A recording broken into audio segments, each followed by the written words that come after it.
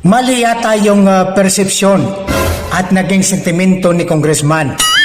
Baka ang ibig sabihin mga kababayan ay siyam sa bawat Pilipino ay ayaw matuloy o paharapin si VP Sara sa kanilang sinasagawang investigasyon sa paglilitis ng Kongreso sa impeachment ni VP Sara. Dahil mga kababayan, halos araw-araw ang laman ng balita, dyaryo, television, social media ay si VP Sara. Nakasintro lang talaga sila sa isang tao.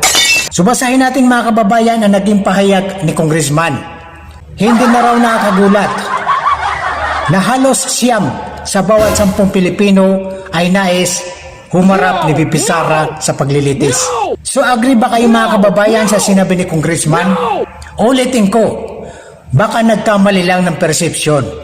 O baka ang ibig sabihin mga kababayan ay siyam sa bawat porsyento ng mga Pilipino ay ayaw matuloy o humarap ni VP Sara sa kanilang paglilitis na ginagawa sa Kongreso. Pero sa mga sangkot sa flood control ay hanggang ngayon ay wala pa rin nananagot.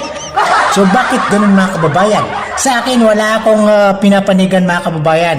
Kung sino yung tama, doon tayo. Pero sa naging pahayag ni Congressman mga kababayan ay hindi na ito tama.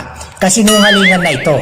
Sa siyam na bawat 10 Pilipino ay pabor na humarap si VP Sara? Hindi mga kababayan. Mali lang yung perception niya. Mali lang yung naging sentimento ni Congressman.